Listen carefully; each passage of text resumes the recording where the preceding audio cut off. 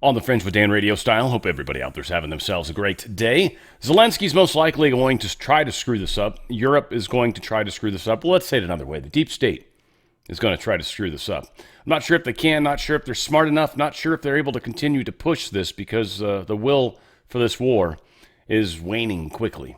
We'll see how that plays out. A lot going on with the Texas stuff, or at least a lot of talk, I guess, over the weekend.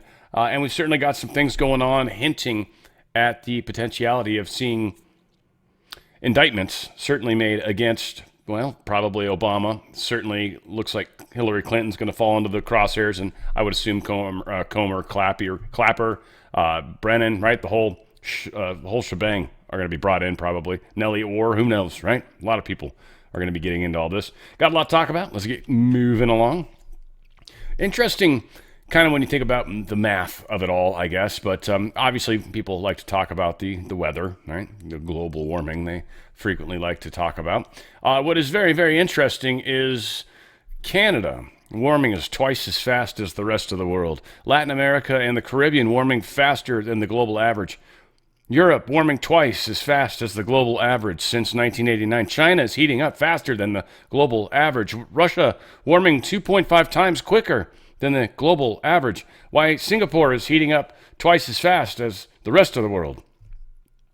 Doesn't it seem weird that everywhere in the world's heating up faster than the world somehow? Seems weird. I mean, again, the way they're playing with the numbers, my guess, is they're taking what the overall global warming, or what the global temperature change has been over, I don't know, they probably went a really long period of time, and then looking at temperatures over like a year. They're probably doing something weird with the numbers. Whatever the case is, it's still kind of funny how literally everywhere in the world's heating twice as fast as the world itself somehow. Rosie O'Donnell's claiming that The View is going to be canceled. Says they're getting television speak that The View is canceled. They call it reviewing the bias, which she says is code for we're going to cancel it and we're just trying to soften you up first. That'd be awesome if The View got canceled. Oh, yeah. Number of liberal guests, 102. Number of conservative guests, 0.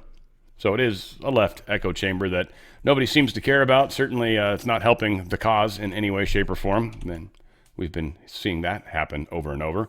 Trump's, of course, pissing everybody off with this, which is always fun. You know, you're not allowed to run. So, because I'm 28 points higher than anyone. Everybody wants me to run, but including us. You know, it's funny. So this drives me crazy. Look, 4 more years. I go 4 more years. So it's sort of cool. Fellas, come on, grab what you want. I believe that's the blowjob room too, by the way, if anyone was wondering. So yeah, good place to have shenanigans happen, one would say. Vance was on with Maria Bartiromo, had a couple neat things to say. This one here has to do with the Clintons have gone to Epstein Island, at least Bill Clinton. For Comer to send subpoenas to the Clintons. It absolutely was, and it drives home how, while the Democrats have tried to make this Epstein thing about anything but, the fact that Democrat billionaires and Democrat political leaders went to Epstein Island all the time, who knows what they did, but it's totally reasonable to ask these questions. What you saw in the House's subpoena is they are trying to investigate all of the things related to this particular case. I know a lot of Americans want answers. I certainly want answers. And I think James Comer and the team of the House, they're doing the right thing. And of course, we know that Clinton, or allegedly he went to the island 26 times, 28 times. Totally appropriate for Comer to be asking what was going on.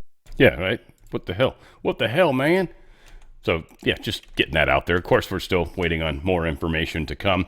Karen Bass was straight up asked about the problems with the permitting and Trump calling her out. And she tried to change the topic, but this guy took her right back to the topic, which I thought was pretty cool. I don't know how much of this we're going to play. A couple minutes, probably. Another moment this week, President Trump holds this press conference at the White House about the Olympics, yes, where you're not there, but he talks about you. Here's that.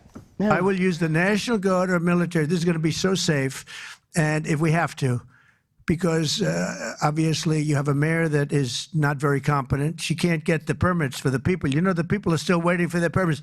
So there's a lot to unpack there. We'll get into the Olympic Yes. stuff in a second. Yeah. But let's start with the fires, because he's making Yes. the point that people can't get permits. Yeah. We do know that a lot of people have been frustrated that permits aren't coming faster. So what's your response to the president on the permit issue? Well, I think a couple of seconds later, he also said that we weren't turning on the spigot for the water. So he has no clue about what he is talking about. We have issued over There have been three- some permit problems, Well, right? It's sure, been moving there's slow. problems Yeah. all over. Yeah. But the thing is that we have been addressing them every step of the way. If you judge our progress based on other fires that have taken place in California, we have been months and months ahead. And so we have And a lot of that issued- is thanks to the Trump administration's And I Army said Corps of Engineers, that. which you How have. many times did I Many say times that? and many times to me. In the Yeah. city of Los Angeles, to compliment the Trump administration is controversial. I never hesitated to do that. Right. And then woke up one day and got punched in the face with ICE raids. And so we have issued over 300 permits. We have a number of permits that are going through the process. But the permitting process is complicated. And every time we find a speed bump, every time we find a problem, we address that. So he has no clue what he's talking about, just like he had no clue what he was talking about when he was talking about the water. He was actually talking about Central California. No, he was talking about the big giant reservoir that was empty and the missing fire hydrants in the area that got burned. Karen Bass, that's called deflection, and I appreciate your attempts at it. Also think it's funny that you compare yourself to ourself.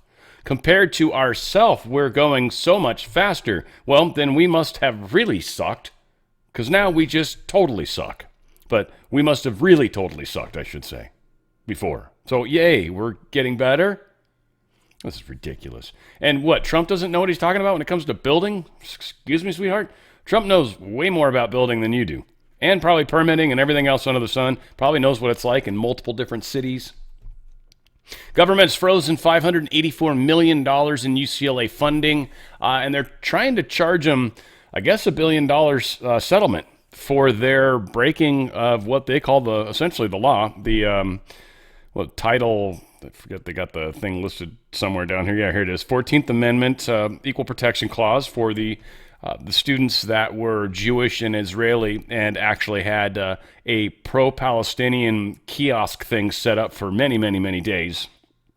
And this is what they want to fine them for. And also their Title VI violations of the Civil Rights Act by acting with deliberate indifference in creating a hostile educational environment for Jewish and Israeli students. Now, Gavin Newsom's trying to make a fight about this, telling them that we're going to reject this, is telling the school that they should reject it, and it is the University of California school system. So ultimately, it is going to fall on the state. So this is one more big black eye for Gavin Newsom that he's going to have to contend with, no matter how he slices and dices it. They've already lost a bunch of the funding. That's done. So almost $600 million in grants thus far have been taken from this school. So depending on what Newsom does, I'm sure there might be some violations in other schools. It would cost California billions of dollars if they continue to do what he's likely going to do. Again, it's funny how they can't help themselves. And it's going to continue to get them in all sorts of trouble, that's for sure. Former Senator Scott Brown, leftist politicians have doubled and tripled down on insanity, and they kind of really have. He says, it really does feel like the Democrats have jumped the shark. They won't even agree to common sense things like on the transgender stuff or like on immigration, right? They're opposing the deportation of criminals. He says, you're absolutely right. You nailed it there. They doubled and tripled down on the men and boys and women's and girls sports. He says they filed bill after bill, and so he's all in, and then not supporting our ICE agency. He supported the open border sanctuary cities, lied about Joe Biden's mental and physical acuity, so he's all in. And they're right. Everybody's all in. I mean, you've got you got people celebrating the failure of Tesla when their own state was funding or had some of their money invested into Tesla, so they lost money for a lot of the retirement things for the state. Texas Democrats fight back in court against Abbott's bid to remove them. One of the funniest lines that this guy Wu is making, this is hilarious to me. He says, when in the course of legislative proceedings, the act of the majority is so shocking of the conscience, it is the duty of the legislator to not, with ease, render his body a means to an end. Well, This is it. Sorry. He argued that the efforts by Democrats to break quorum and deprive Republicans of the ability to conduct legislative business is not an abdication of their duty, but an affirmation of it. I don't know why I had it highlighted, the quote below it. They're literally saying us not doing our job and keeping government from happening, plus there's not just the redistricting that they're voting on. There were supposedly like another 17 things they're voting on. He's literally keeping them from being able to vote on some of the money for the flood victims. That was one of the things. I think there was another key thing in there, clean water or something stupid. Children, something. So that's all going to be in there. This is hilarious. I mean, this is their argument. We're literally not doing our jobs in order to do our jobs. Okay, that's okay. Well, see how that holds up. They're getting called out on it. Here's an example of it. Group that grades the fairness of congressional maps gives your state an F. Common Cause, a nonpartisan government watchdog, even says your map, and I'm going to quote, represents a nearly perfect model for everything that can go wrong with redistricting. And I guess the question is, you talk about preserving democracy. How do you preserve democracy if you're using the same tactics that you've criticized Texas Republicans for? But as I say, what they're talking about is a distraction. The reality is that the violation of people's voting rights is what Texas is attempting to do. That's what's wrong with their efforts right now. And the fact that the President of the United States knows it and nevertheless is asking them to do it. That is what's wrong with what we're seeing right now. Democracy is at stake. Group that grades the Democracy is at stake. Right? It's for the democracy that we're actually doing the opposite of democracy. I mean, that's even their own people.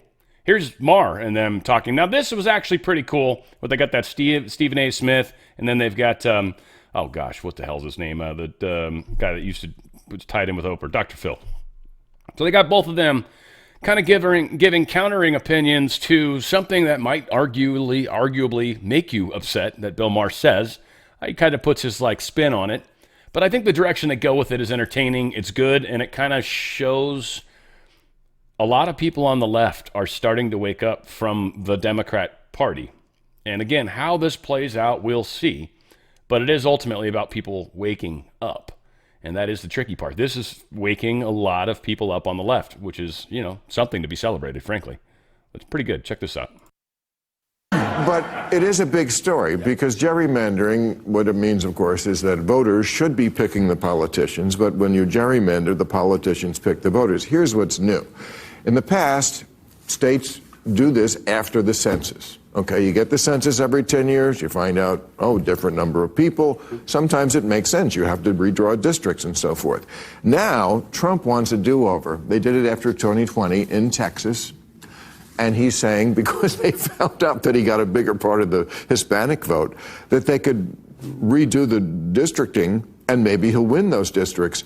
They've got Austin voting Republican. Mm-hmm. Now, here's my question, Dr. Phil. You're from Texas. This is some bullshit, isn't it?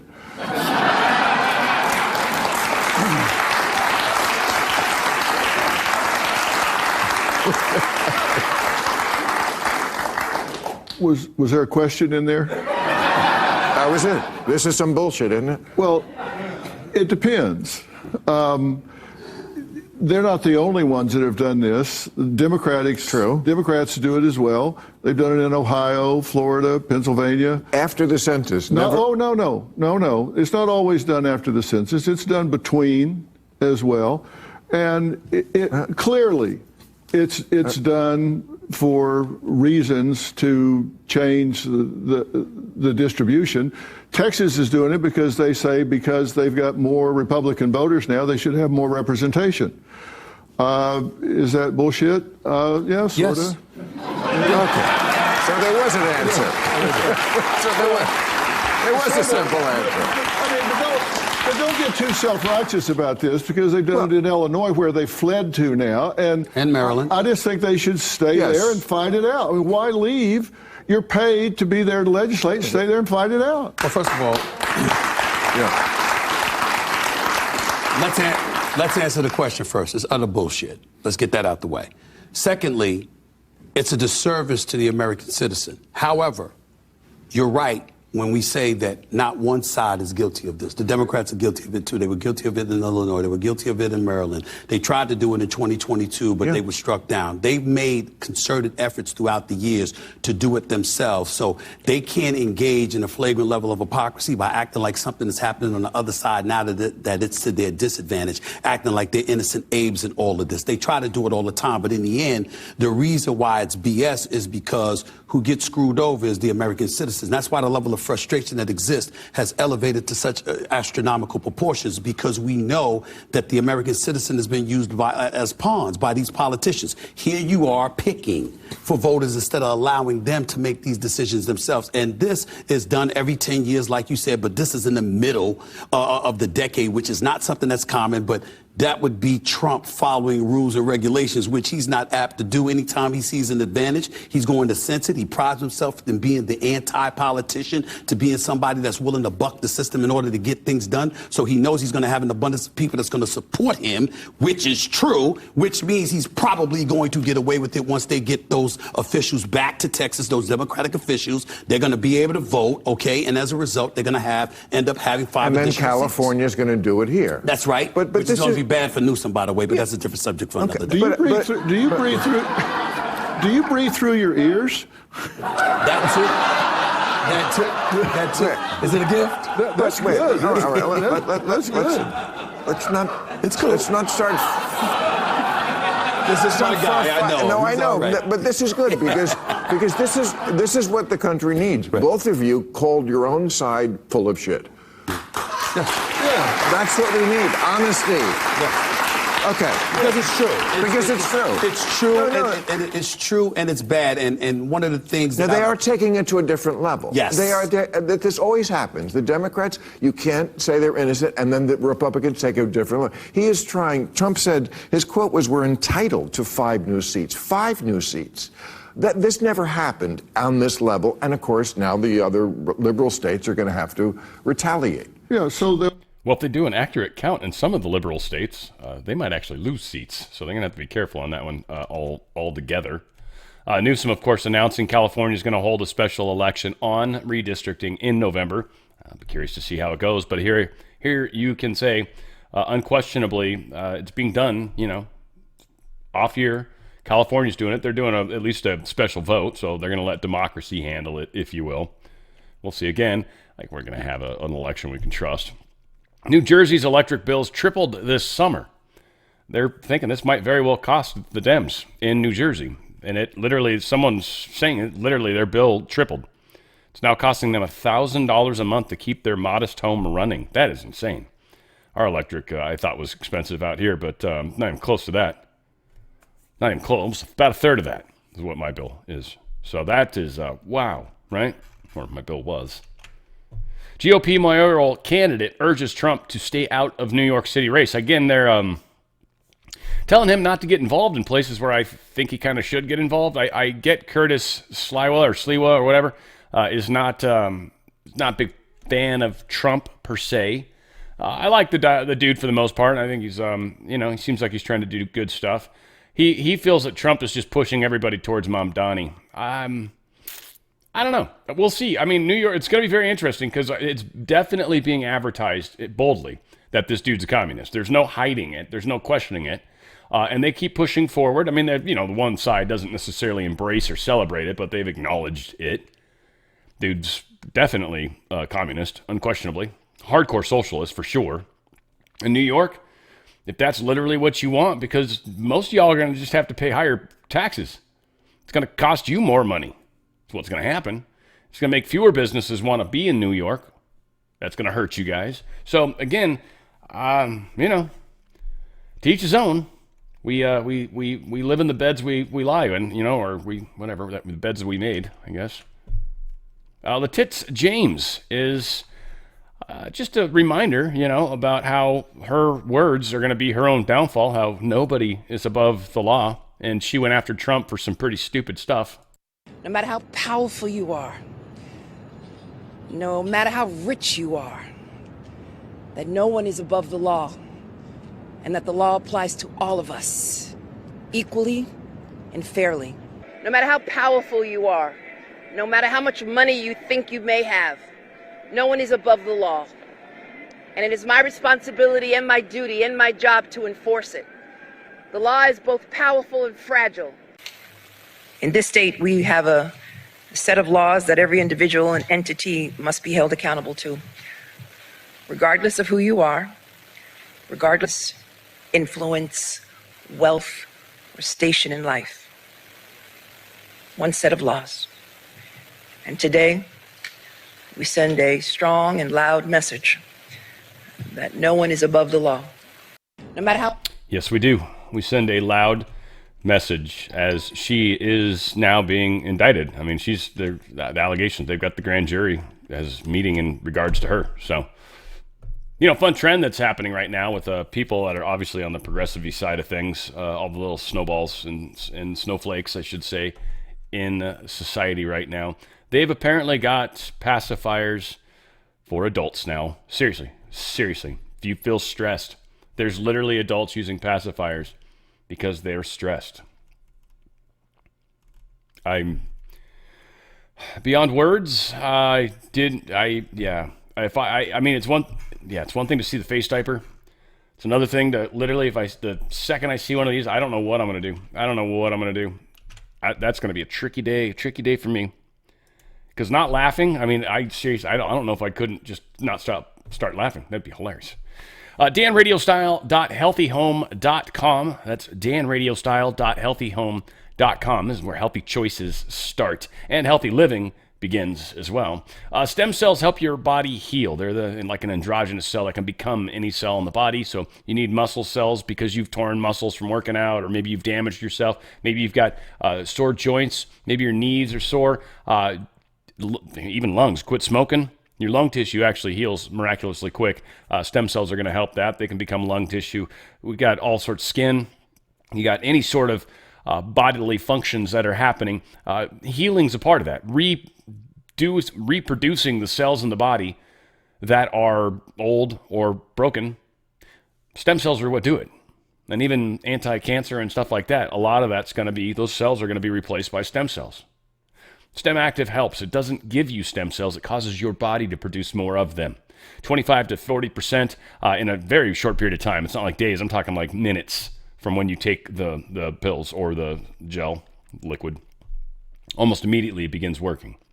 It raises that healing ability in your body. It's something that you definitely don't want to stop doing. I had a messed up shoulder.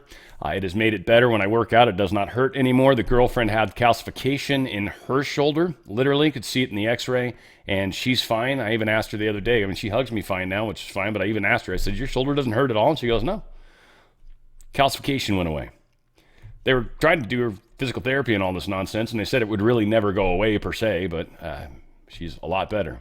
Ladies, going through the change, this is difficult for everybody, yourself mostly, and then those around you sometimes. This is not doing any sort of synthetic hormones to help with that. What this does is actually, again, plant-based materials that are helping your body actually get through this yourself. It causes your body to deal with it in a much better way. People are talking about better sleep, better temperature regulation. Their moods are much better. The relationships are actually significantly better. Obviously, some of the stresses that, when you're not feeling good, you're not feeling good. And sometimes you can be a little snappy, right? Like that happens. All of us get like that. And this is helping in that regard. In fact, one lady in particular talked about how she's kind of an empath, and her empathy, her abilities to feel got better again once she started using Balance. It's transdermal lotion. Put a little on your wrist, rub your wrists together, and you are looking good. Collagen peptides. First off, peptides are an amazing way to do anything. Second off, collagen, most important protein in the body. Putting those two worlds together, it's the greatest way you can get this in your body. It's a liquid, so it's very quickly absorbed. You've got issues with sagging skin, sore muscles, joint discomfort, lifeless hair, skin, all that stuff. That's what your collagen, that's what we're talking about. Collagen's a protein that just starts to slowly get produced less and less as we age, and it's extraordinarily healthy and important. It's one of the reasons why older people's skin tends to look the way it does. A lot of that's collagen being gone. Get collagen back in your body. A lot of good, proper collagen. This stuff's amazing. That's why they call it Amaze, because literally, like my girlfriend came back after a month. She looked 5 years younger, man. She looked amazing. It was surprising. It'll do a lot of wonders for your body. And Prime is just energy, energy, energy. Expands blood vessels, causes more blood to flow through, which essentially is more oxygen, more nutrients, more energy, believe it or not. Yeah, and it is almost instant when it starts, and it is great. You just have more energy. You just can do more, and you don't notice it, but you just have more energy. You're just more energetic. It's weird. It's very cool. It's not like like if you drink coffee, you can maybe sometimes feel the caffeine kick in or get, you can kind of like, oh yeah, I can feel it now. I'm kind of got a little buzz going or whatever. This doesn't give you a buzz at all. You just have more energy. It's very cool. And then STEM Active for your pets. It's about half the price of what you pay for adults. So it's a good way to make sure your pets have that same healing protection going on in their lives, and certainly that same extra added ability to fight off the aging process. I mean, again, a lot of the aging is sometimes just cells getting jacked, getting old. Antioxidants is one of the things they want you to take because the oxidizing of cells is very damaging.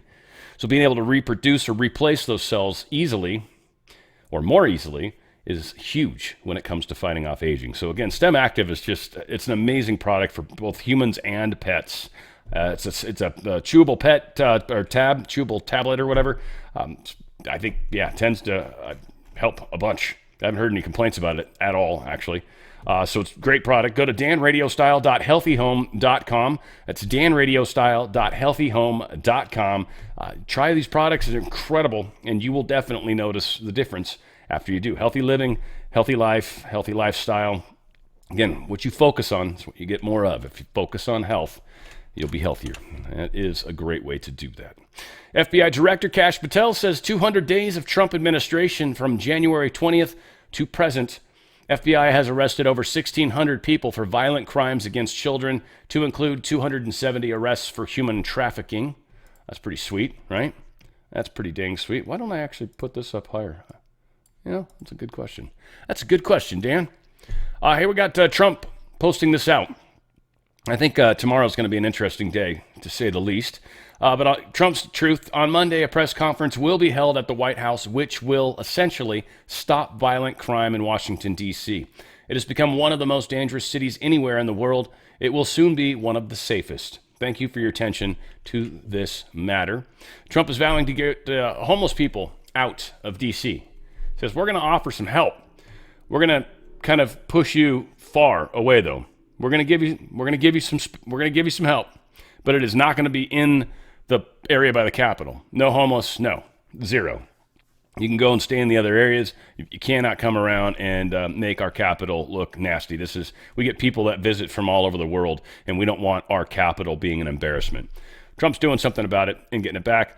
The criminals, you don't have to move out, he says. We're going to put you in jail where you belong. It's all going to happen very fast, just like the border.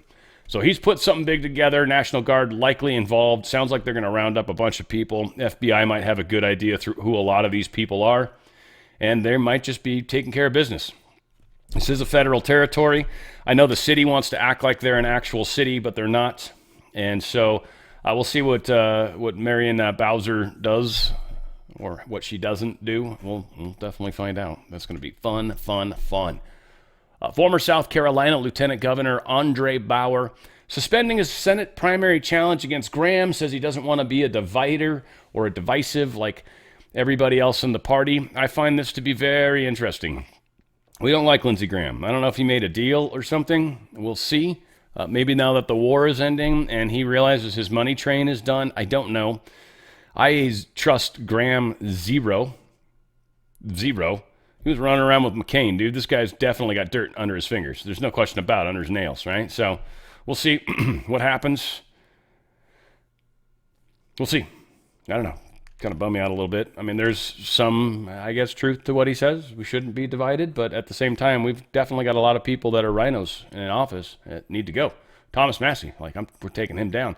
I don't care if that's divisive. He's divisive. It's bad.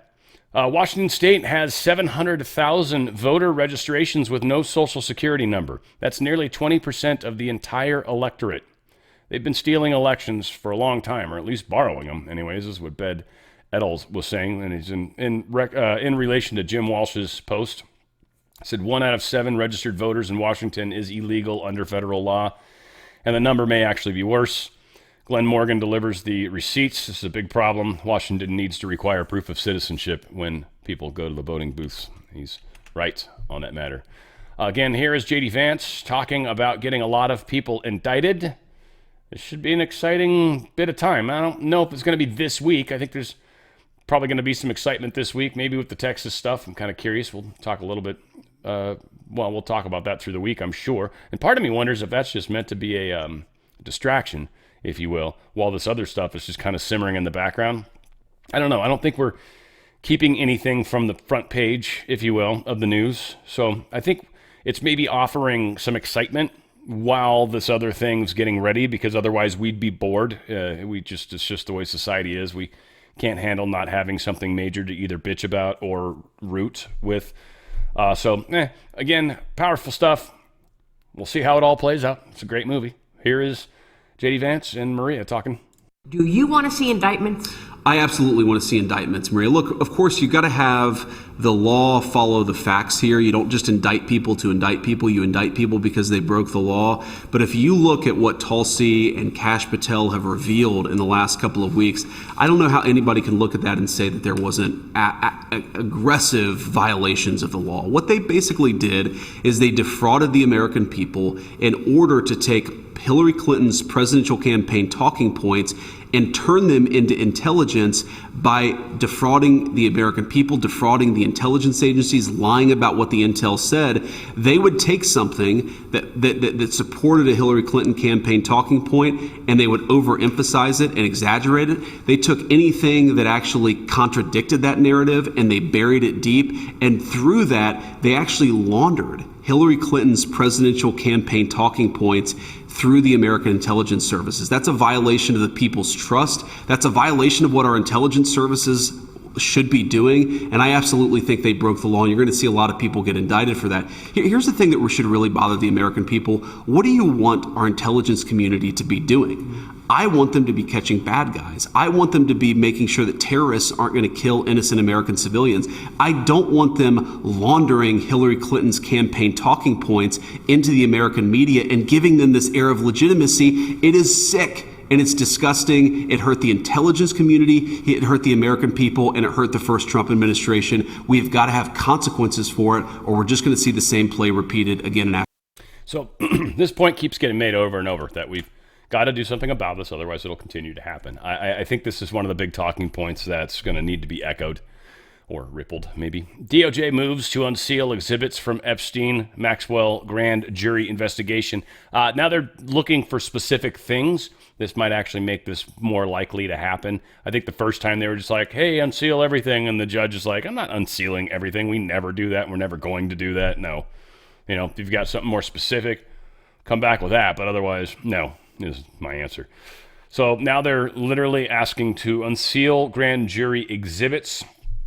They might have to redact some names, but yeah, for the most part, they've warned some of the people that are going to pop up in this supposedly, as there are parties whose names appear in the grand jury exhibits but did not appear in the grand jury transcripts.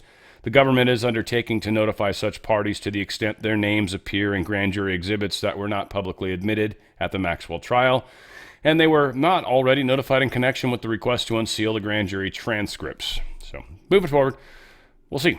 Again, what comes out, I'll believe it when I see it. Is 100% where I'm at. There is nothing that I believe further than that. I think we've gone way too far down the path of just trusting all this bullshit and then still waiting for a lot of things to happen. Again, I like the progress. I like where we're at. I don't feel like I'm being cheated. I'm tired of other people demanding how it should happen and then it not happening that way. It's just more frustrating. It's like more of a weird emotional experience than enjoying the things that are happening. Some could say I'm giving hope. I would say, I'm just pointing out the victories. We have a lot of victories, right? And yeah, there's some challenges. Well, sure, we'll talk about those. But I stay away from the bullshit speculation. That's a big part of it. Well, let me couch that better.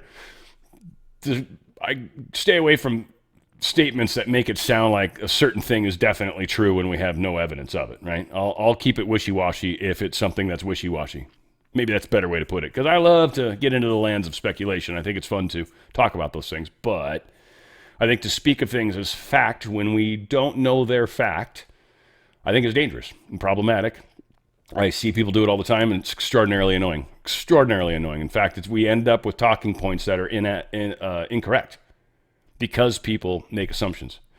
House Oversight wants to gather evidence that could overturn Biden's pardons. They're still digging into how his mental state really was during these a lot of these auto pen things. Also, basically, if stuff was auto penned, auto pen's only supposed to be used for like non-legal things.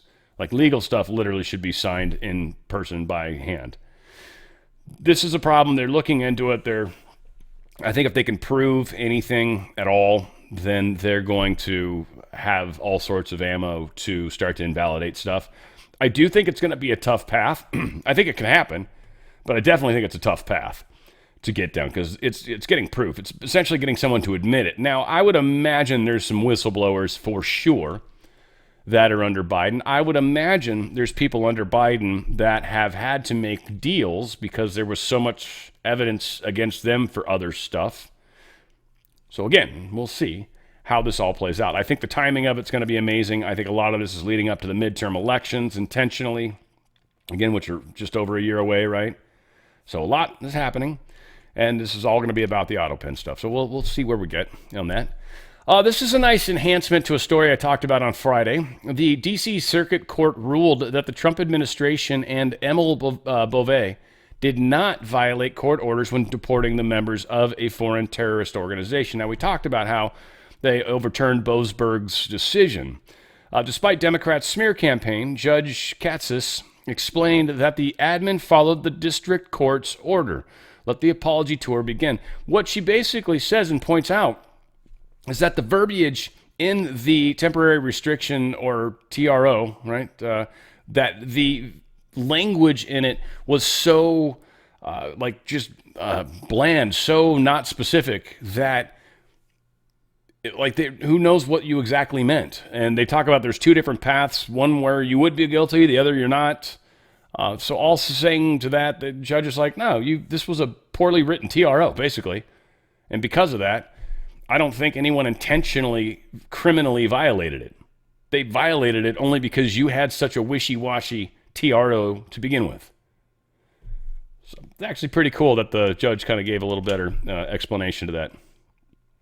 CIA officials attempted to redact Gabbard's declassification of the Russia hoax file. They literally tried to keep her, even Ratcliffe, there was people that were trying to keep the information back. They said you shouldn't do this. This was funny. Senator Mark Warner, Democrat, of course, said the Democrats' ranking member of Senate Intelligence Committee called the declassification a desperate and irresponsible move in a statement to an outlet. He said, the desperate and irresponsible release of the partisan House Intelligence Report puts at risk some of the most sensitive sources and methods our intelligence community uses to spy on Russia and keep Americans safe. And in doing so, Director Gabbard is sending a chilling message to our allies and assets around the world. The United States can no longer be trusted to protect the intelligence you share with us. You mean the false intelligence? The Steele dossier? And when you're saying that's what we do typically, are you saying most of the intelligence that we use is made up? Is that what you're telling us? And then we get pissed off at the made up people, the people that made it up? I'm very confused, Senator Mark Warner. That's very confusing for sure. President Trump says the DOJ should go directly after Obama, of course. How this all plays out, we'll see. It should be exciting, that's for sure. IRS Commissioner Billy Long ousted after clash over using illegal aliens data. He held back information from the Trump administration. Not cool. He just got fired for it, basically. Two people familiar with the situation, but this guy obviously talked on his way out the door. But on Friday, though, the IRS responded that it was able to verify fewer than 3% of the names immigration enforcement officials submitted actually matched records, they're saying. The names of the agency could match were mainly the individuals for whom DHS provided an individual taxpayer identification number. An ITIN is an IRS-specified ID that immigrants often use in place of Social Security. Again, this article then goes to say, so see, undocumenteds pay taxes too. Like you said, 3% of the names they gave you. They, I guess, handed a list of 40,000 people that they were looking up. 3% of them they were able to find using this, everyone's paying taxes. No, 3% of them are paying taxes. Not very many. So he got fired. Billy Long is not long for the job. I'll be here all week. Literally. Tip the waiters. Try the veal. Trump directs military to target foreign drug cartels. This is the story. Everyone's basing this, right? This is one of the things that's pissed me off so hard. Again, maybe it's true, but it's almost assuredly not. Let me show you why. But everyone's like referencing this story. In fact, my beloved Zero Hedge referenced this story and said Trump is directing military cartels to target foreign military cartels. Literally removed the very important part of the verbiage in this story and just ran with it as fact. So disappointed. So disappointed. At least I'm still paying attention. President Trump has secretly signed, first keyword, secretly signed. He did this in secret, yet it got leaked. Right there. Major, major red flag. Huge, giant red flag. In his inner circle, secretly signed, that leaked. Trump circle? No. So this secretly signed a directive to the Pentagon to begin using military force against certain Latin American drug cartels that his administration has deemed terrorist organizations, according to people familiar with the matter. Alleged sources, 3 anonymous sources, according to people familiar with the matter. Secretly signed, according to people familiar with the matter. Either A, this was a leak check, or B, this is bullshit, or C, both. But there's very little chance that we have gone to war with the drug cartel. The other part of me that really tripped on this, I guess. So it's one thing just that this is floating around, but then it was just like, why? And that I don't understand, guys. Why would it benefit anybody to say you're going to attack the drug cartels when you're not? Would that, freak out Mexico? Is like a Claudia Sheinbaum going to freak out because Trump's threatening to use military against the cartels? Maybe. Is it meant to freak the cartels out? Maybe.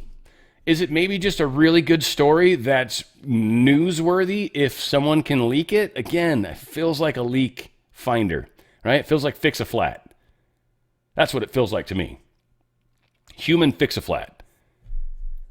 I don't know. I mean, I can see some small benefits to doing it, but is there really much of a strategic value there? So now the drug cartels are worried, so what? They're going to hunker down more? I mean, I don't know. To me, it makes more sense that it was salacious enough to get somebody to run with it. Secret source. So anyway, people are running with this like this is true. I can't imagine it's true.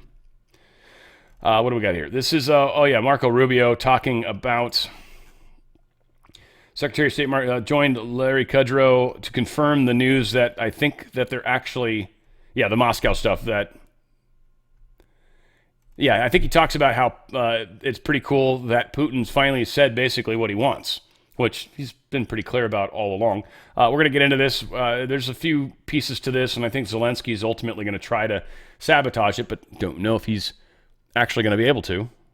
That's the funny part. All said, we got some stuff to share here. Let's get it started with Mr. Rubio. I think what we have is a better understanding of the conditions under which Russia would be prepared to end the war. We now have to compare that to what the Ukrainians and our European allies, but the Ukrainians primarily, of course, are willing to accept.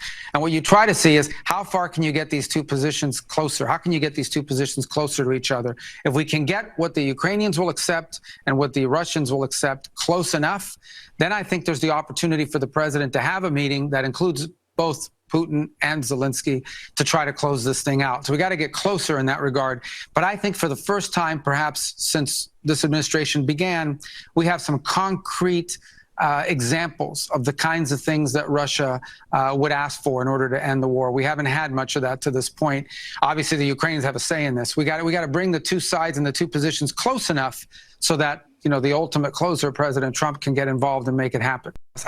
And I mean, again, you still run into both sides have to agree with the nonsense, which is fun, right? Especially when you've got one country that's arguably losing and the rest of the world feeding them all the ammunition made under the sun, still not good enough. And basically, we're all out of ammo. That's what it came down to. We all spent our load. Donald Trump truthed this out, the highly anticipated meeting between myself as President of the United States of America. He did camel case on that, by the way, not capital letters. You guys notice that? You notice that? President of the United States of America. That's the literal United States of America, not the corporation version. I don't know if he's doing that on purpose or not. I mean, this dude's never strayed away from going full caps. That's for damn sure. So curious. But him, the President of the United States of America, and President Vladimir Putin of Russia will take place next Friday, August 15th, 2025, in the great state of Alaska. Further details to follow. Thank you for your attention to this matter. And again, President of Russia, not capital letters. I think there's some significance to that. Kirill A. Dmitriev, he posted this, which I thought was kind of cool. Historic summit in Alaska on August 15th. Perfect stage. The U.S. and Russia are just 2.4 miles apart between the Diomedes Islands, divided by the international date line. One is for yesterday, the other for tomorrow. Let us go from yesterday to tomorrow in peace. That's super cool. That's super cool. From a dude named Kirill, that's pretty cool. Kirill, I don't know, it feels like that's like a Star Trek name or something, right? Or like a species. Actually, it's the Kirillians. I don't know, I feel like it is. Whatever. European leader urged more pressure on Russia overnight. Europe is going to try to stop this. They don't like the fact that this war is going to end. They don't like the fact that there's been a big, giant money flow, and it's drying up. I mean, the EU just passed a crazy-ass budget that's pissing off the European Union, trying to flood a bunch of money into Ukraine, because, again, this is where they've been laundering a lot of the money going to the deep state, to the deep state pockets. We stopped. We killed USAID. We killed a lot of the funding. We killed the way that we were doing the deals with Ukraine, which, by the way, is probably also helping stop the sales of this stuff to the black market. So they are in Europe trying to get Zelensky to stand strong, keep the war going. Basically, they need the war to continue to go. They need the distraction. They need the money. They don't care about the people that are dying at all. They don't care about the fact that Ukraine's going to probably lose more land, which is what they're bitching about right now. Well, Zelensky's bitching about. I think the normal people, maybe not as much. Here's Trump talking about the peace talks that are coming. You're looking at territory that's been fought over for 3.5 years with, a lot of Russians have died, a lot of Ukrainians have died.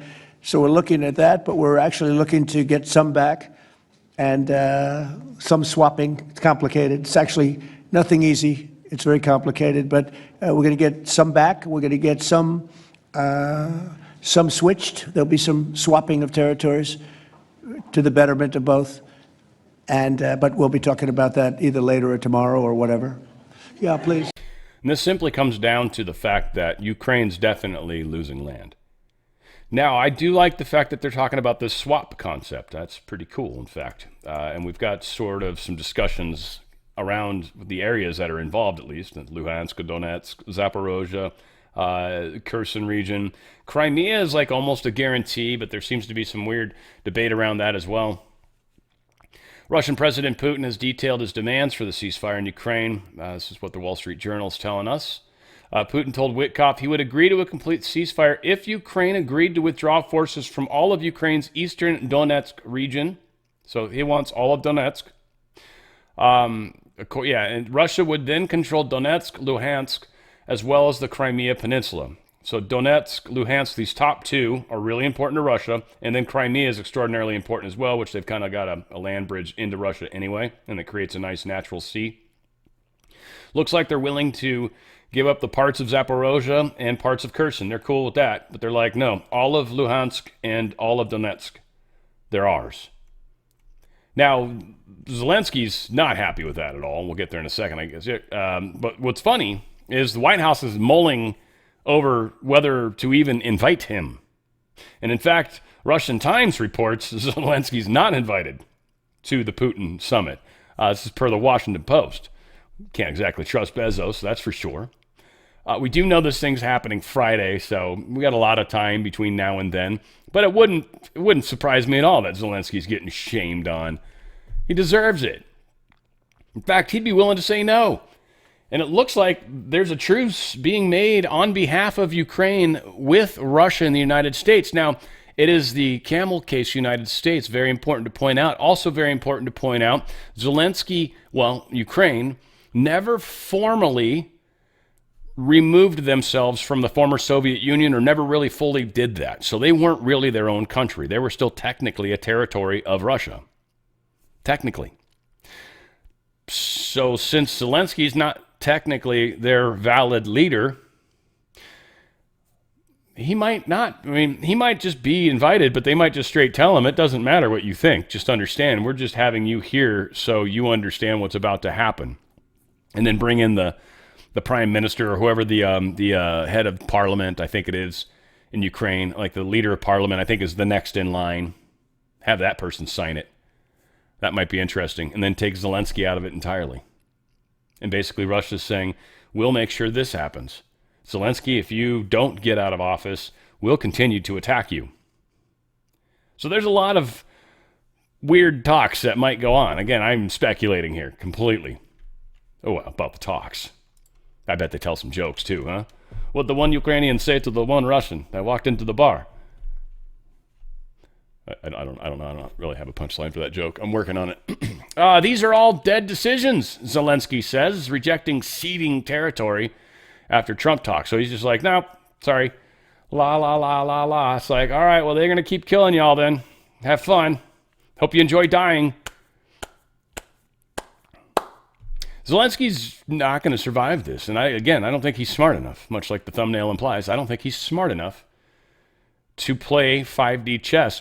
Putin's brilliant, man. Trump, brilliant, man. Don't want to try to compare the two. Frankly, that's just not fair to either, right?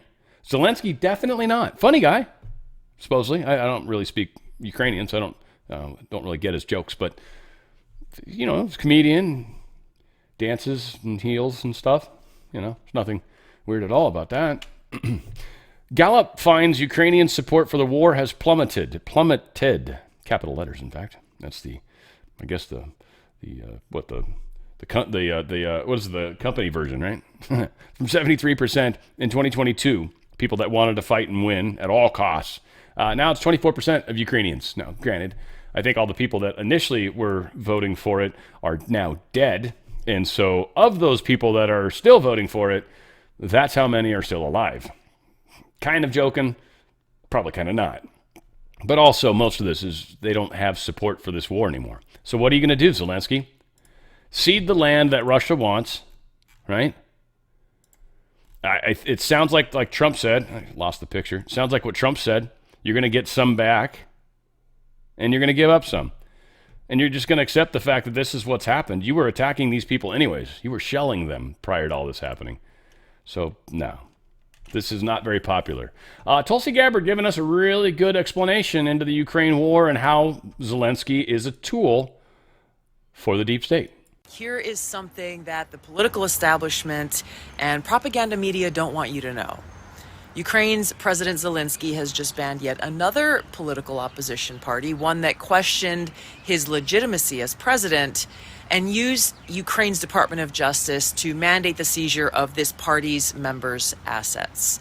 Now, this is just the latest of Zelensky's actions to do this sort of thing. He began banning major political opposition parties in 2022, when he also started banning TV channels that were associated with his political opponents.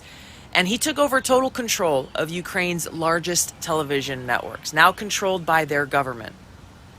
Now, Zelensky's presidential term ended on May 20th. He canceled elections in the name of martial law, suspending Ukraine's constitution so that he could stay in power. Now, defenders of Zelensky will say, hey, Ukraine is in the middle of a war. They can't have elections. Just stop for a moment and think, if we accept that excuse or criteria for suspending the Constitution and canceling elections, then we should presume that leaders in our own country and our own establishment media will also use this same excuse and rationale when they suspend our Constitution and our elections, since we too are at war. with Russia and China. If you think this sounds crazy, look at what's already going on. They've already started conditioning us to accept a dictatorship by rationalizing their own use of our Department of Justice to target President Trump and other political enemies in their efforts to stay in power. 100%. And even think of it from the one extra standpoint, too, the staying in power part, specifically with Zelensky. If the war ends, Zelensky's gone. Period. Gone. In fact, probably almost immediately. You've overstayed your welcome. You don't need to stay president while we go through the next election. No, we'll hand that over.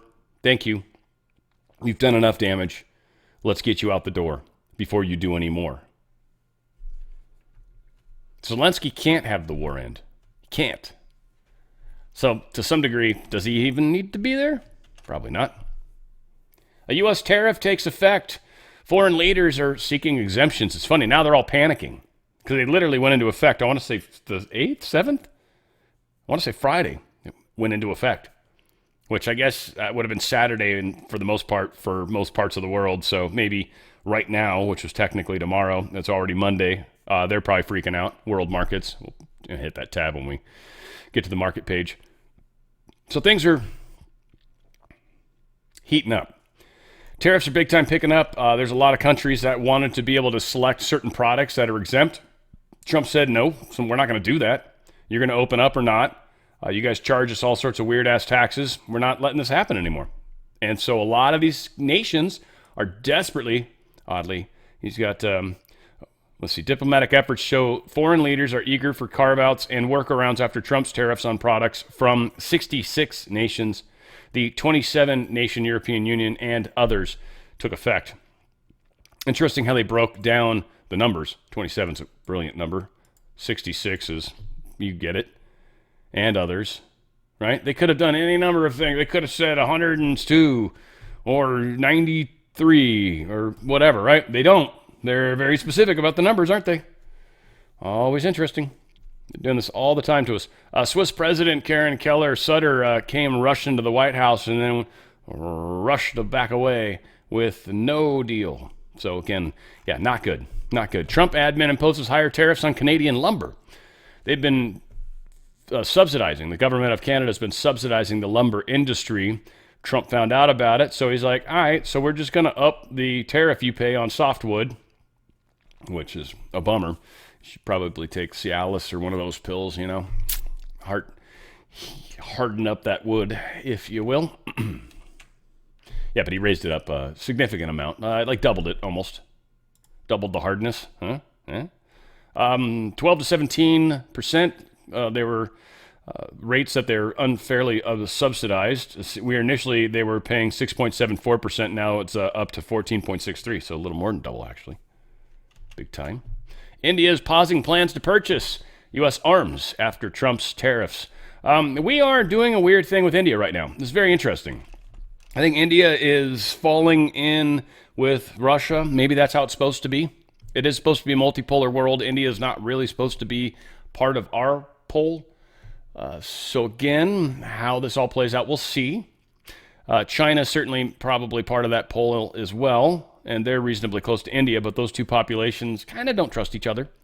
Russia gets along well with India, never really trusted China, but definitely doing stuff with them. So we got a weird triangle going on over there. Obviously, China's in with Korea for the most part, North Korea for sure, but I think if we can solve some of the problems, I think they can pick up a lot of the, Southeastern Asia and all that stuff, Vietnam and everything too, and in a positive way. Now, I don't know about the Philippines. Obviously, that's Pacific as far as we're concerned.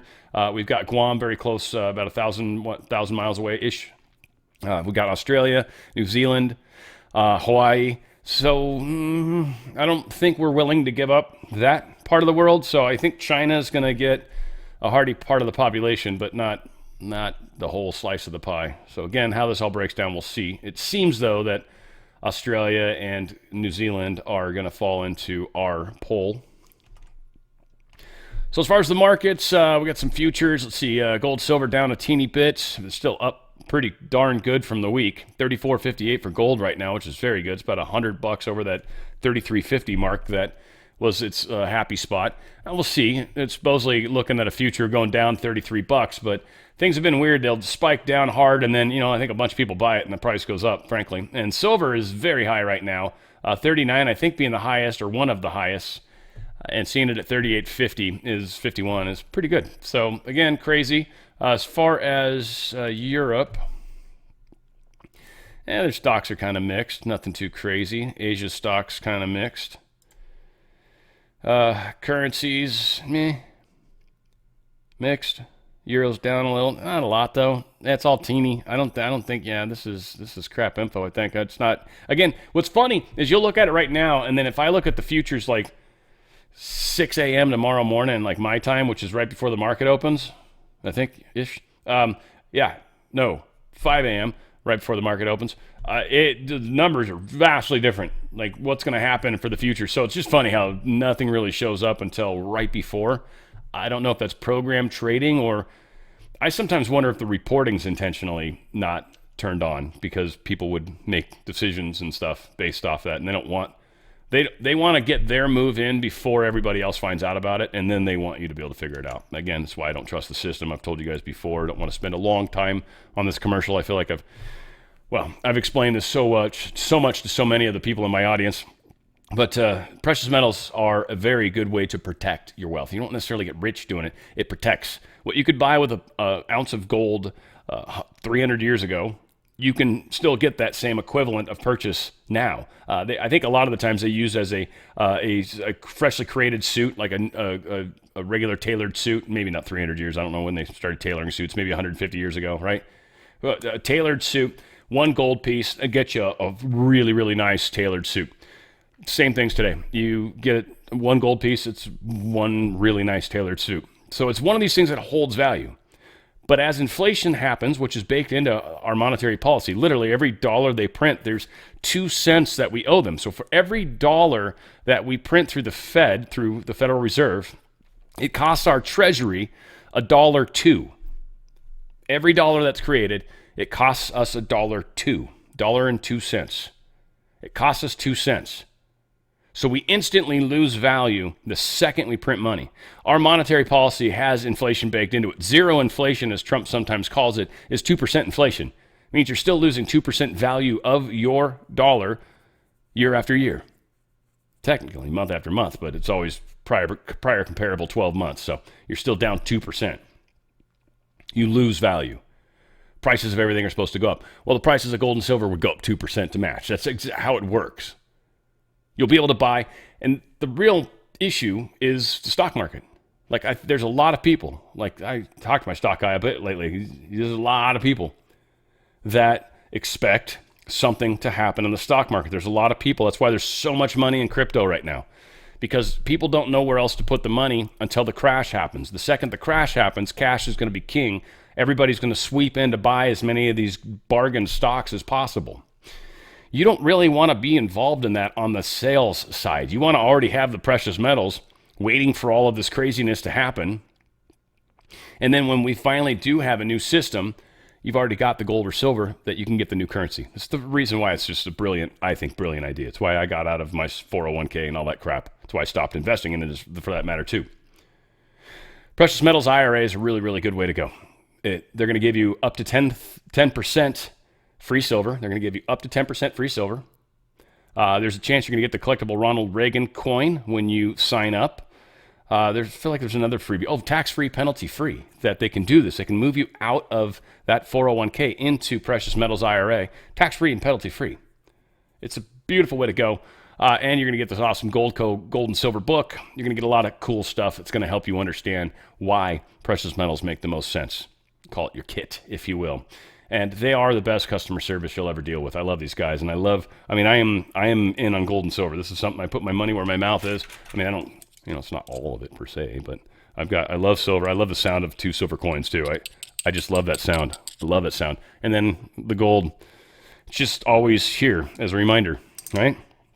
Always. It is protection, and it's something I don't have to worry about, and I like that.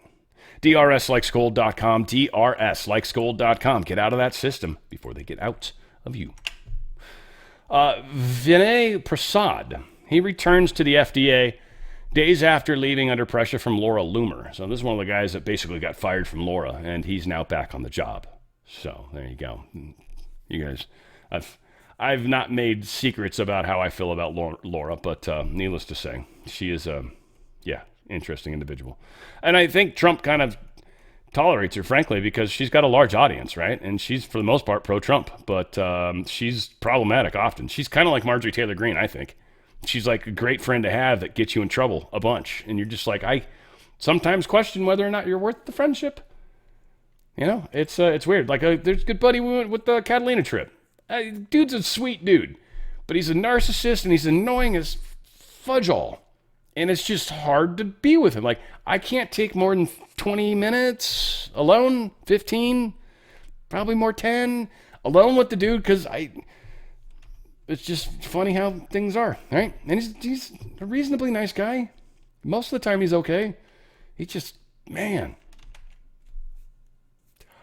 That's why you should breathe, they say. Legionnaire's disease is a weird cluster going on in New York City. It's risen to 83 infections. They've got it pinned down to, I guess, water towers. You guys that live in New York City are probably more into this, and so I'm sure there's all sorts of conspiracy people that are like, they're doing something with 5G or whatever. I don't know, they make up something. But I think you get these, the way they explained it here, I want to use the proper terms, but they said it originated in a cooling tower. So I guess these are devices that use water to cool large buildings and then disperses mist into the air. And I guess this mist can have this Legionella bacteria in it, which, if it gets in your lungs, can give you Legionnaires, and it can make you very, very sick. So this is why they think it's happening. Again, it's a bacteria, so you would need an antibiotic. Believe it or not, antivirals wouldn't necessarily work. This would be where your medical kit would come in handy on the wellness company, twc.health/OTF, the medical kit. All sorts of antibiotics. That's the reason why that's a good one, but I don't have as much a likely chance of getting an infection personally as I do other stuff, because you do have the Z-Pack inside that normal contagion kit that I like talking about. Anyway, I'm getting off the topic here, but it's kind of similar. All said. Trump administration ends the final vestiges of the Biden government's vax policies for federal workers. Well, everything that kept track of the vaccine status of individuals that worked for the government has been removed. Database, I don't know if they've just literally deleted the column. I doubt it. They generally don't delete data. But you would remove it from forms. You would remove it from everything you can. I was thinking forms and paper, and then I was like, in computer forms. I'm like, so say forms the second time. Whatever.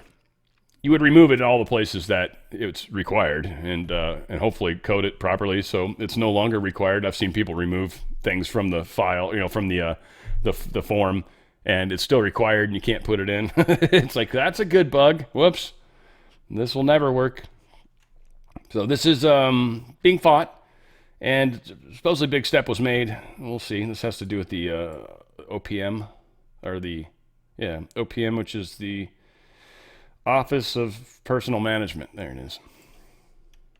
Yeah. Fermented stevia extract apparently kills pancreatic cancer cells in lab tests. Kind of interesting. I don't know. Stevia is fake sugar, but it's actually made from real stuff, right? So it's not as fake as some of the fake stuff. This is sort of real fake. Which I don't know. I kind of, stevia I've had before, and I kind of like it. It comes a little closer to like the raw sugar as far as the way it works. I think it's plant-based, though. I don't think it's horribly bad. But when you ferment it, apparently, it actually has some weird anti-cancer causing thing with it. Specifically, at least, they're saying pancreatic cancer, which is, I think, a pretty bad one, right? Isn't that like one of the bummer cancers to get? I don't know. This might be a huge breakthrough. So, yeah. If anybody, I don't know, if that affects anybody in any way, it's maybe something you should dig in a little deeper to and see what's going on with that. Enraged over purported COVID vax injury, the gunman that shot up the CDC area, he was killed by a cop also, and was wearing a mask. And I think it was just the surgical mask, not like like he was Antifa per se, though similar. Surgical mask wearing gunman riddled the Atlanta headquarters, and yeah, he ended up dying. His parents think it was an act of revenge, saying their son believed he had an illness caused by the controversial COVID-19 vaccine. 30-year-old son, I think, probably still living at home, if you think about just the state of the world. But yeah, this is sad that the people opened fire. I don't want to play the possibility that people get, you can imagine it. You can go find it yourself. But yeah, bullets on the ground and holes in the window. And yeah. So anyway, he was supposedly pissed off that he had some vax injuries and blamed COVID or blamed CDC on it. They haven't stated whether he's, a Trump supporter or something. I'm expecting it always, but generally speaking, we're not the ones that kind of go unhinged like that. It's less likely. And we are also less likely to roll our sleeve up, but some did. Hard to say. I'm gonna probably lean towards he's a progressive individual. Has like pink hair or something. Jordan Sather made a good point here. Jack Posobiec had a post. He said he was responding to Unusual Whales. This is for all you guys out there that maybe don't know this, but they're talking about changing marijuana from Schedule 1 to Schedule 3 or whatever, like changing it to lower problem. And that does a lot of benefits. But, of course, Jack Pozo gets a little pissy about it and says, please no, I don't want my kids to have to smell it everywhere, and it's already out of control. I mean, okay. Like, it's not the worst smell, by the way. It smells like a skunk, which, that happens too, or at least just get some good stuff. But we won't just get This is Jordan Sather's thoughts on the matter. And he's all into health, and he certainly follows this. I don't know if he's an active pot smoker or not. I know he has before in the past. I don't think he's been shy about that per se. But he says, we don't just get cognitive dissonance in lib brains if Trump downgrades marijuana, but the old guard conserva brains will have a tough time with that too. Public smell is really their only argument. Stupid. There's ways to mitigate that. There's no good reason a plant that grows on the ground should be Schedule 1 drug. Same goes for psilocybin, which is mushrooms, at least the happy mushrooms. They should downgrade that too. I do agree with both of those. That was kind of always one of the big things when it came to things you can try and things you shouldn't. And one of them, for me anyways, was always if God made it, like literally as is, you don't have to do anything to it other than pick it off and then shove it in a thing, or even eat it, for that matter. There's all sorts of examples of animals that have eaten the marijuana plants. And literally, there was one picture that was showing a horse that was asleep next to a mowed down bunch of pot. Basically, ate a bunch of marijuana, got super high, and ended up taking a nap. It's something that they even statistically say you can't really be OD'd on. Like if you even get close to the point where you would even start to OD, like way before that, you would fall asleep, or have fallen into a bag of Fritos or something at that point. Like there's just no way. It's not as doable as a lot of other things anyways. Psilocybin's kind of a different story, but I'd rather people fight that fight than the other, I guess. But I still think that one's a good one. It's been a friend indeed. This is interesting when you look at the big picture and how Trump has managed things in the world. And it is truly historic what a peacemaker President Trump has already been. Peace deals that have so far happened, India and Pakistan, Rwanda and the Congo, Israel and Iran, Thailand and Cambodia, Serbia and Kosovo, Egypt and Ethiopia, Azerbaijan and Armenia, and possibly Russia, Ukraine coming next. The magnitude of what this man is doing cannot be understated. Also important to acknowledge how transfigurative it is if we as a people stop killing each other. At least from a war level, and I'm going to tell you this, it's going to sound a little crazy, but it's in the woo stuff I always talk about, and I could totally, I could do 20 minutes on why.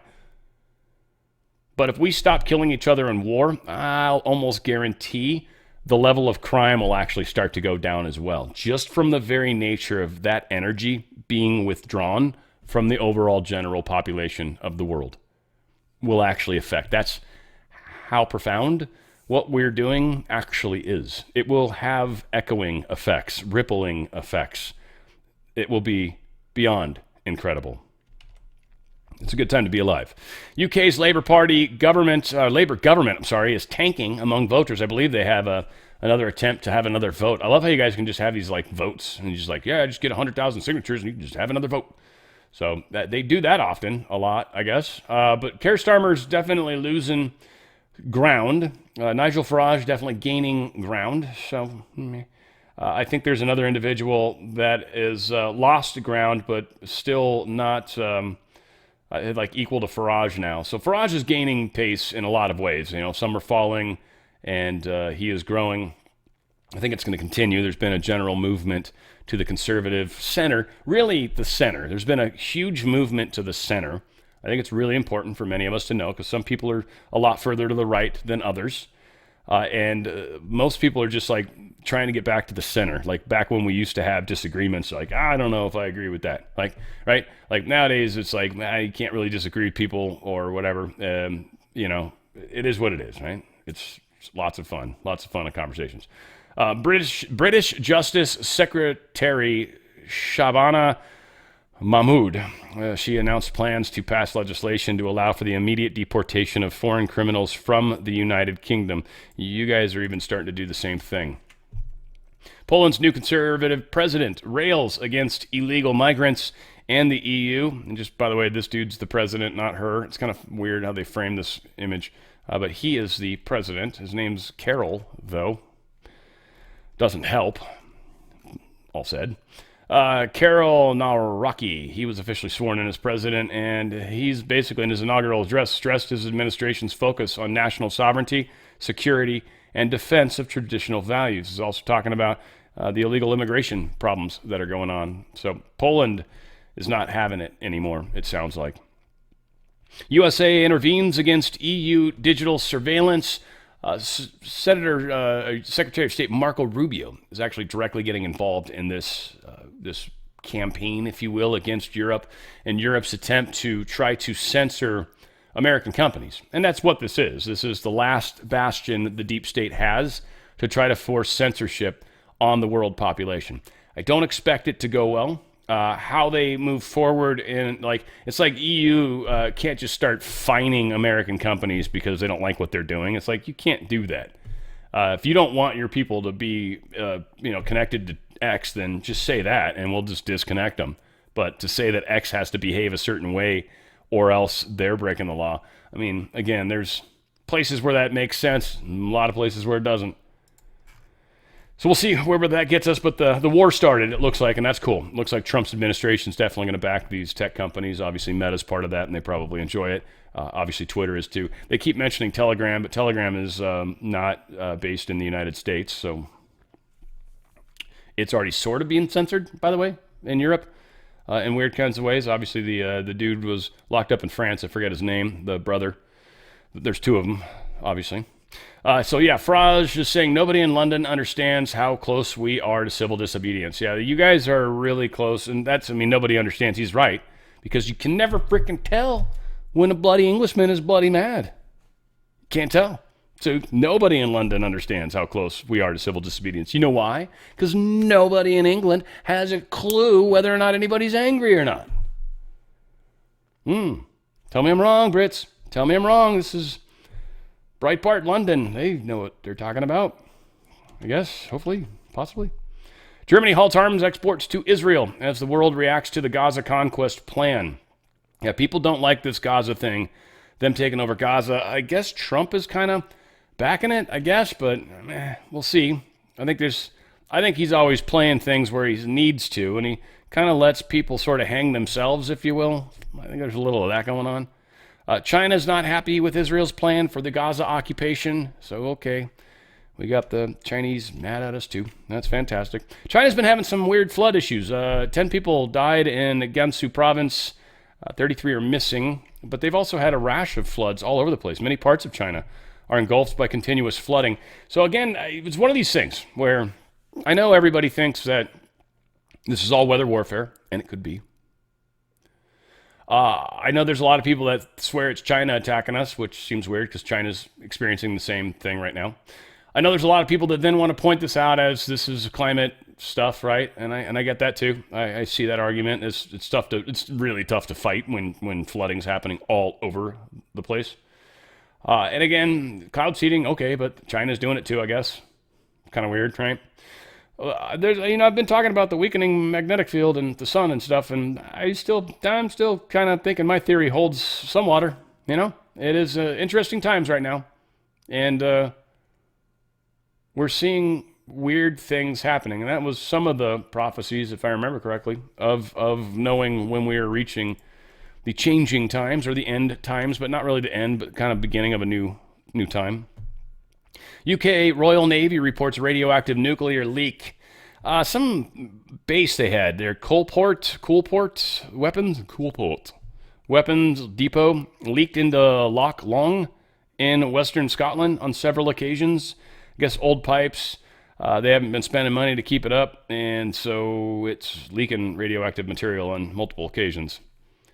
Awesome job there. That's what happens when people are stealing the money. Just want to remind you guys, the little ones, little critters.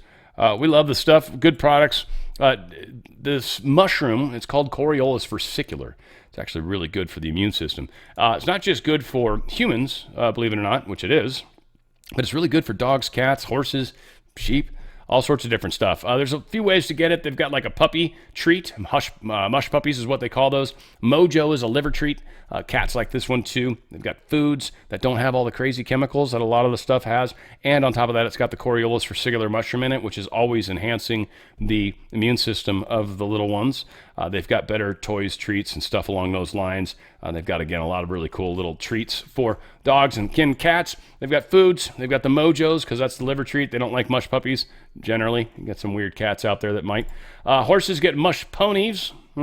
And humans, we actually get a whole bunch of stuff. I love the gummies.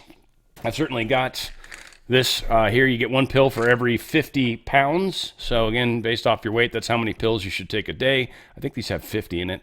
But again, really, really powerful stuff just to get this and enhance your immune system, especially when all the crazy is going on around the world.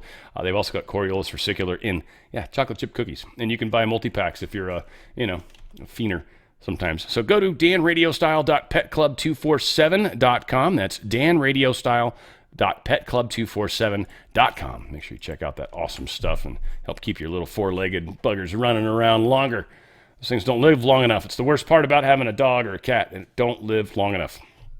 USPS to temporarily raise mailing rates this holiday season, only on 4 types of packaging, which, I don't know if this is bad or good, frankly. I mean, I use regular mail, which I don't think this is part of, but their Priority Mail Express, their PME, their Priority Mail, their PM, their USPS Ground Advantage, and Parcel Select. Those 4, I guess, are going to have enhanced pricing. So if you're going to be one of these people that mails stuff late, you might want to try to think ahead a little teeny tiny bit. And that way you won't have to, and you shouldn't have to pay the extra money. But they are saying it's probably going to cost them extra money to expedite stuff. So that's it.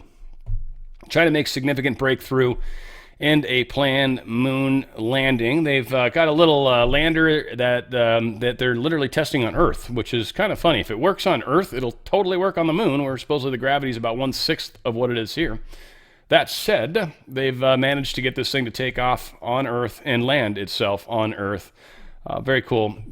Tested out in Hualai County, northern China. I'm sure my friends at NTD News, my Tiffany Meyer and my Alice Tang, would have very properly pronounced it. Hualai or some weird, I don't know. It sounds cool the way they say it. And they'd look hot saying it too. Anyways, that's what's going on there. Oops, damn it. That control button will get you in trouble. China's Baidu to deploy its self-taxis globally through deals with Lyft and Uber. I will say it's funny. I saw a picture at NTD News. I wonder if they've still got it up. Let me see if I can pull it up, just because it looked like kind of funny, and I'm thinking about it right now. So, yeah, here it is. Check this out. Well, all right, well, fudge it. There we go. Yeah, they literally fell into a hole.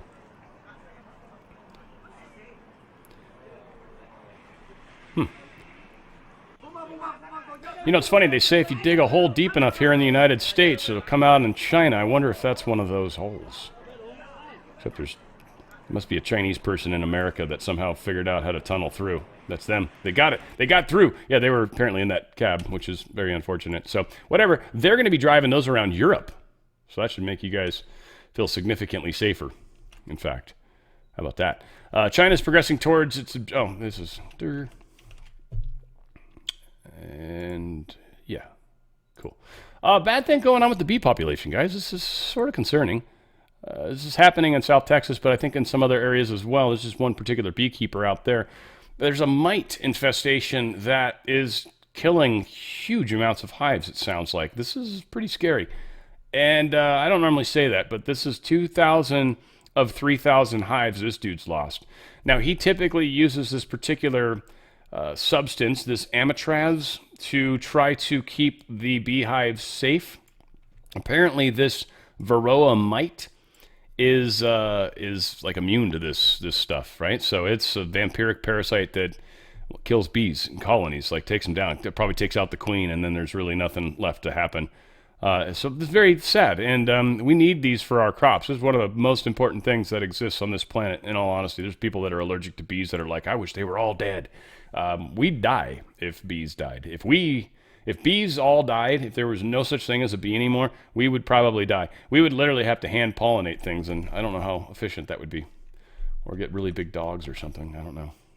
Astronaut Jim Lovell, he has passed away. He was famous on the Apollo 13 mission, and he died Thursday in Illinois. He's 97 years old. Pretty cool. He lived a long time. And finally, this is just weird. Butter made from carbon.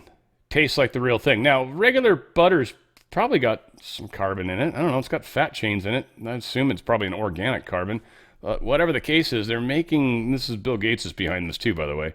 They're making carbon butter that tastes just like butter. I'm just like... Why? Butter's all over. We have like this huge milk industry. We got butter all over the damn place. Butter's, and it's awesome, by the way. Butter's way better for you than margarine. Hopefully you guys know that already. Butter's the way to go. Butter's delicious. Butter is good for you. It's got a little bit of cholesterol that's good for you. It's a great way to go, okay? And unless you've got some sort of weird problem, but whatever. You should know yourself. Bill Gates is supporting this carbon butter.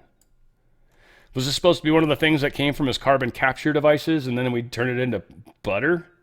I don't know. That just seems strange to me. That's all. A lot's happening, folks. It's happening quickly. I think we're going to have a pretty crazy week going on. I expect we'll have a crazy week. Is there going to be any indictment stuff yet? Doubtful. I think the Texas thing is going to be a big deal.